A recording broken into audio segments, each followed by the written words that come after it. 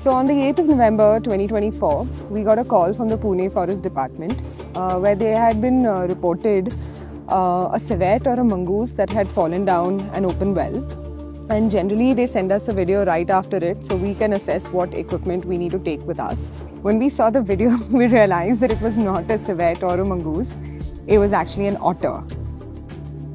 There were some of us who were like, what kind of otter is it? And whether it was a smooth coated, and nobody thought that it could be a Eurasian otter. Either way, it had to be brought out of the well. The animal was so spooked out that it just refused to come into the trap cage. It was extremely stressed hearing the humans around. Our teams as well as the forest department had to sit there in absolute silence for 6 hours till the otter actually came in for the bait, immediately transported to the Baudhan TTC in Pune. We'd already prepared an enclosure for it, which had a pond, hiding spaces for it. So it had all the necessary enrichment that we could think of and put together in a couple of hours. So we immediately released it into the enclosure, thinking that, let it de-stress for the night and that we'd observe it more the next day. The veterinarian did check it and they didn't find any major injuries on it. And we very quietly observed it for the next 48 hours.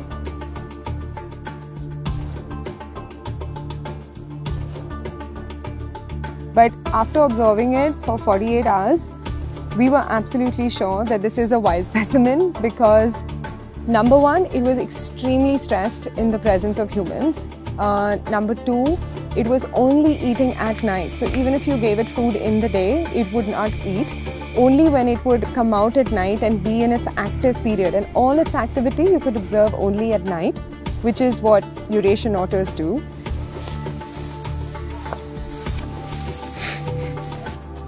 And in the meantime, the Daund and Baramati teams had already started, looking for otter signs in the area. They'd started talking to people, gathering local information, whether anyone had spotted otters. In a day or two, we put together, a search team, which involved almost 10 to 14 people, and we consulted other experts on it. The International Otter Survival Fund, WCT, they gave us a lot of good advice about how to go about looking for otter signs, tracks, sprains. So we put the team together, and as they started searching, it took about a 7 to 8 day solid search. Team also included an otter specialist who has been working on otters for a while now. And they all got together and we put together this search team, and we had a plan to track all the possible sites, the rivers, and all the water bodies, starting from the well that it was rescued from. And soon, as as the days progressed, we kept finding more and more otter sprain signs, and eventually we found fresh track marks. And these were in areas which were completely isolated, where there was no human habitation. In fact, the boys had to kayak out to actually look for all these things. So we're also very thankful to our donors for helping us get the equipment that we needed to do this search as fast as possible. There have been no records, no sightings of Eurasian otters in Pune region.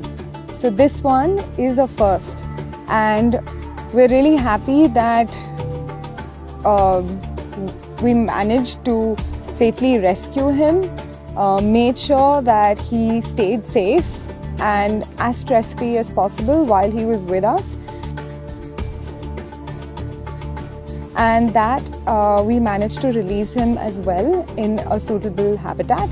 So I think that this is an incredible first for us, and while we were all out of our depth handling a completely new species about which there's such little information formed, especially in this area, this is one that we will all remember.